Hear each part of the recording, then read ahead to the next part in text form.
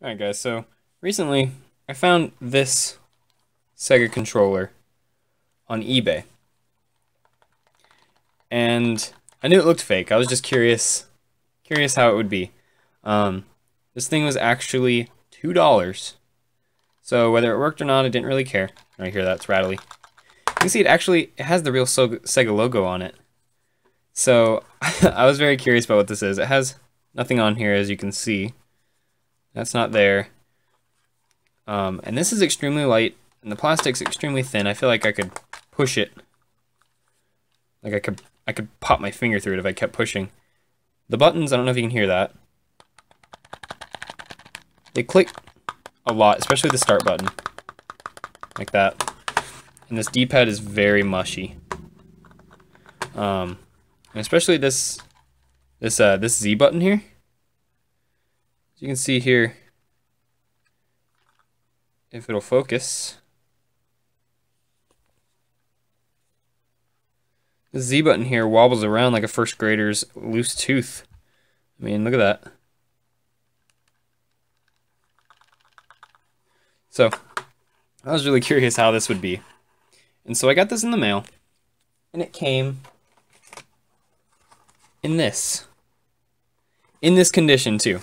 This was shipped from China in a plastic bag that had a shipping label on it. It was crushed, and the controller was kind of hanging out of here. It came like this, and let's take a look at this. 6B, I assume that stands for 6 button. It has the Sega logo plastered all over it. It says Fighting PUTT, pure Sega with 6 button controller. Fighting PUTT. Where'd they even get that from? Fighting button, maybe? Yeah, this is some crazy knockoff. They got button again. Button, but then they spelled button right 3 times. 3 more times. 8 direction. Sega. New. Look at that. It's brand new. Yay. Says made for Mega Drive, Wonder Mega, and Deluxe Drive. Whatever a Deluxe Drive is, I have no idea. And it says the same thing on the other side. They're the exact same. Yeah, there you go again, Fighting PUTT. Pure Sega with 6 button controller.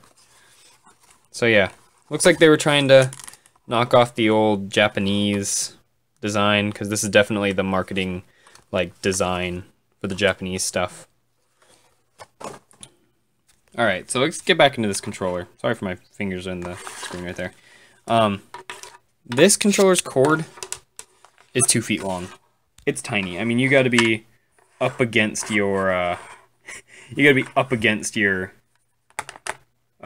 console to be able to play with this. I mean, you gotta be touching it like it's a handheld. You got that. So basically a requirement, if you're gonna use this controller, to buy these. This is a Retrobit 6-foot extender cable. I have 2 of these. They're really nice, especially if you want to play across the room. You can connect 2 of them together. You got 12 feet of fun. They come in a box that looks like this. They work exactly how you'd expect. All it does is hooks into your console.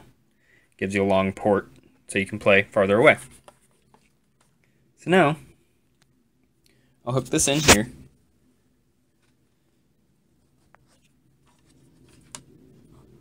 And show you some gameplay. Alright, so I got some Sonic & Knuckles 3 hooked up here. And as you can see, it's playing just fine. I'm using the knockoff controller.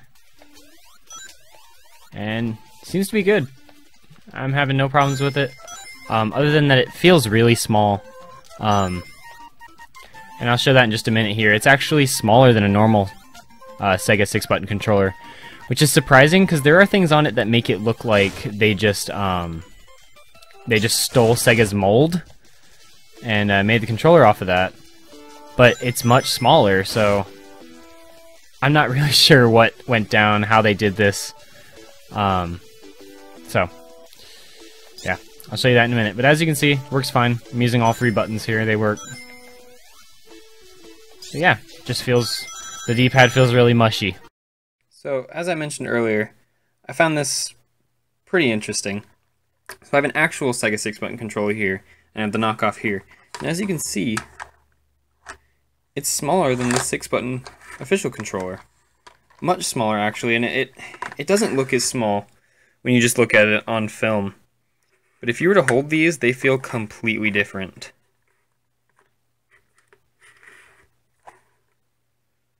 And then we can put it here next to a 3-button controller and see that it just absolutely dwarfs it. So yeah. See there as well. Got all this space down here. Something I wanted to show is that it appears there are 5 screws on the back. If you look here, where there's usually a real screw on the actual Sega controller, there is a fake sorry, I'm losing the cord here. There's a fake plastic screw on there. That is just plastic, that is not a real screw. It's weird. I don't understand. If you're gonna copy everything, why why not include a screw?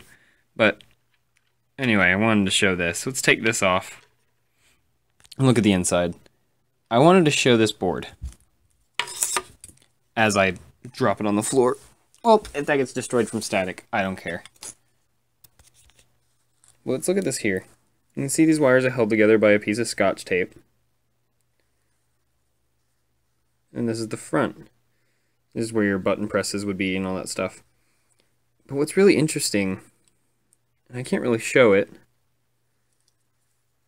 this board, you can hear that, this board is made of paper.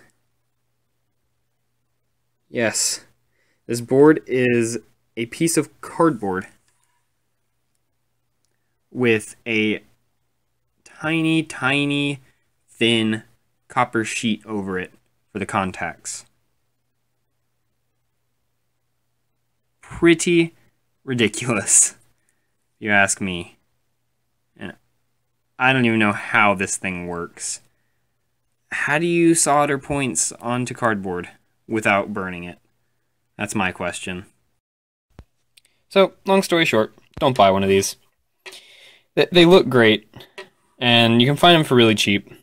But for the price that you'd buy this, and with the short cord, you would need an extension cord. For the price of that, you could just buy an original Sega Genesis controller, a 6-button, or a 3-button. I recommend the 3-button. I like those, but I understand there are some games that need the 6-button to play them, like fighting games. But just know that if it looks too good to be true when it comes to retro gaming, it probably is. And thankfully, I bought this knowing that it was a knockoff. It was sold as a knockoff. It was stated in the description. It was not sold as an original, as someone trying to pass off an original. It was sold as fake. However, I do know that some people buy these for $10 because they're being marketed that they're actual OEM Sega. And that's not true.